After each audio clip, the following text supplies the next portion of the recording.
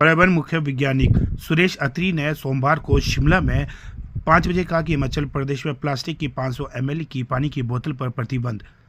प्रदेश पर्यावरण विज्ञान व प्रौद्योगिकी व जलवायु परिवर्तन विभाग के मुख्य वैज्ञानिक अधिकारी सुरेश सी अत्री ने बताया कि हिमाचल प्रदेश में प्रकृति को सुंदर स्वच्छ बनाए रखने का दायित्व भी सरकार का है। ऐसे में 1 जून से पानी की छोटी प्लास्टिक बोतलों पर पूर्ण प्रतिबंध लगा दिया गया है।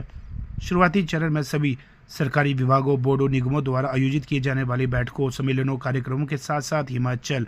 पर्यटन विकास निगम के होटलों और निजी होटलों में पूर्ण प्रतिबंध लगाया गया है। अब यदि कोई इन बोतलों का प्रयोग करते हुए पाया गया तो उसके खिलाफ कड़ी कार्रवाई की जाएगी और 500 से लेकर 10,000 रुपये तक का जुर्माना भी वसूला जाएगा।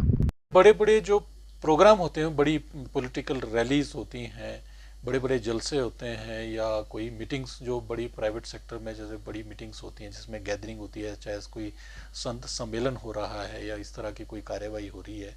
तो उसमें अभी तक ये बैन नहीं किया गया है, क्योंकि पानी की उपलब्धता और शुद्ध पानी की उपलब्धता लोगों के स्वास्थ्य की भी बहुत ज़रूरी होती है,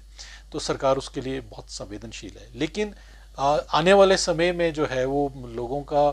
जो रुझान होगा, जिस तरह से समुदाय चाहेगा उस तरह से इसको फेज्ड मैनर में आगे भी लागू करने का स्ट्रिक्ट उसमें जो इम्प्लीमेंटेशन है उसमें इंश्योर की जाएगी। अभी क्या होटल और मीटिंग्स नहीं है? अभी होटल्स में जितना भी जो होटल में तो ये बिल्कुल कंप्लीट बैन कर दिया गया है कि 0 ml से लेके 500 ml तक की जो भी बॉटल का साइज़ है, चाहे 250 ml है, चाहे 100 ml है, चाहे 200 ml है, वो सारी की सारी बैन कर दी गई हैं। तो छोटी बोतल जो है अब होटल्स वगैरह में इस्तेमाल नहीं होंगी, प्राइवेट और पब्लिक सेक्टर दोनों होटल्स में। चालान और जुर्माने का चालान जो है इसमें लगभग 10,000 रुपये का जो है हाईएस्ट चालान जो है इसमें फिक्स कर दिया गया है। वो क्वांटिटी के हिसाब से फिक्स किए गए हैं कि 100 ग्राम तक पकड़ा जाएगा तो 500 रुपये होगा,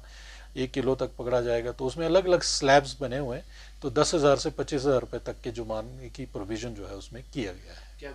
क्या ग्लोबल वार्मिंग से वर्ष 2023 में हम सब ने देखा